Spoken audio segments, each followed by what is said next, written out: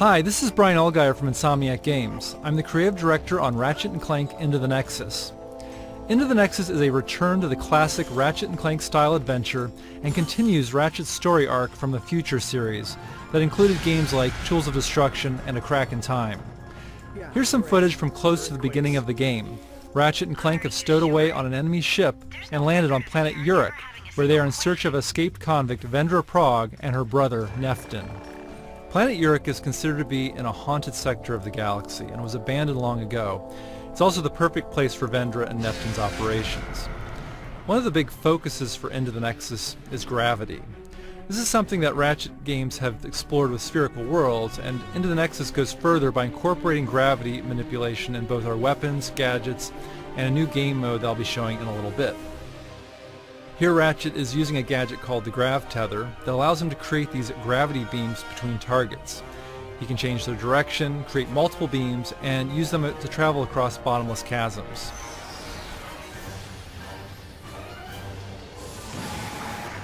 Like the earlier Ratchet and Clank games, this level has a hub area with branching paths. On the left path, Ratchet encounters some blade balls, which is a perfect situation for the Winterizer. This weapon delivers holiday cheer by firing out a stream of snowflakes, holiday tunes, and an Arctic blast that transforms enemies into snowmen. So now Ratchet is traveling further into an enemy outpost using his grav boots.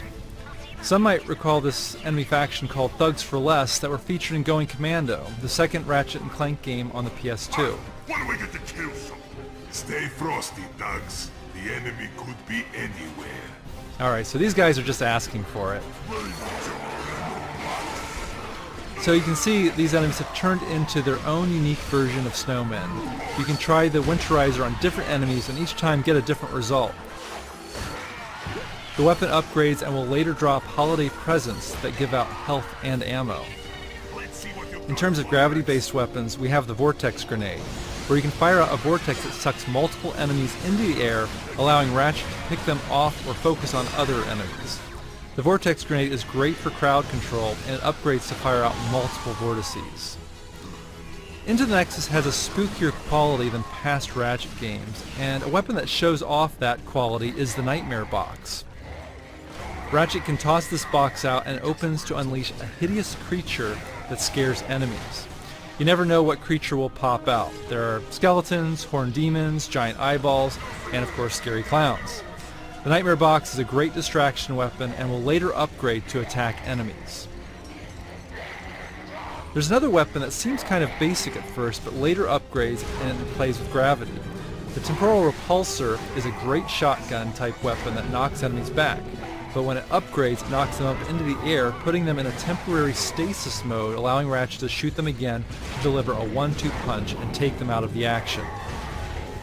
As Ratchet takes out more thugs, Vendra becomes wise to him, getting closer to her, and starts a one-on-one dialogue.